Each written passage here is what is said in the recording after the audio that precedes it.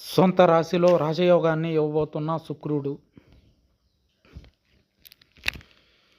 వేద జ్యోతిషశాస్త్రం ప్రకారం అన్ని గ్రహాలు నిర్దిష్ట సమయం తర్వాత రాశి చక్రం నక్షత్రాలను మారుస్తాయి.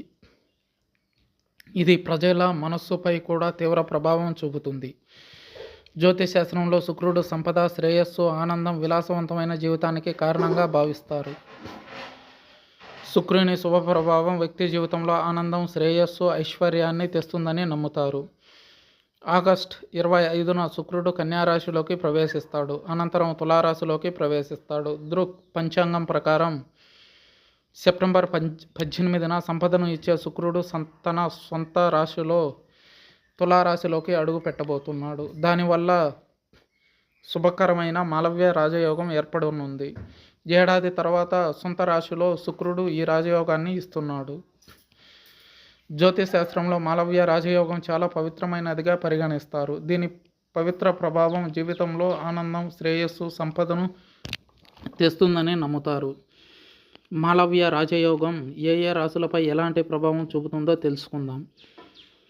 మాలవ్య రాజయోగం. జాతకంలో మాలవ్య రాజయోగం ఏర్పడటం వల్ల సంతోషం, సౌభాగ్యం పెరుగుతాయని నమ్ముతారు. దీనిని పంచమహాపురుష యోగాల్లో ఒకటిగా పరిగణిస్తారు.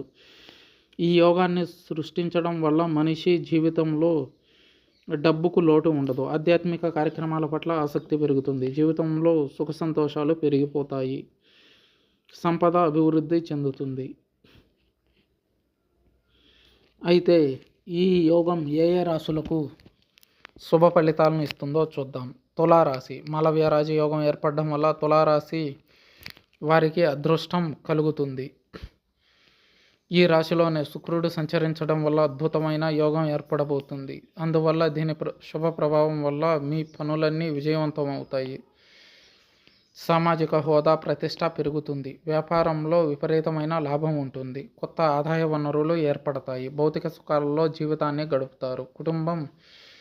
కుటుంబ జీవితంలో సంతోషం ఉంటుంది. సంపద పెరిగే అవకాశం ఉంటుంది. కుంభరాశి. కుంభరాశి వారికి మాలవ్య రాజయోగం ఏర్పడడం చాలా శుభప్రదమైంది. కొత్త ఆదాయ వనరుల ద్వారా ఆర్థిక లాభాలు ఉంటాయి.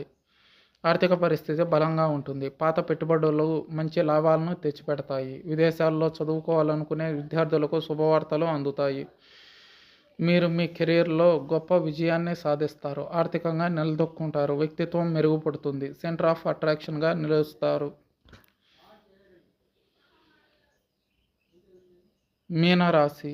శుక్రుడు తన సొంత రాశిలోకి వెళ్ళడం మీనరాశి వారికి వరం కంటే ఎక్కువే.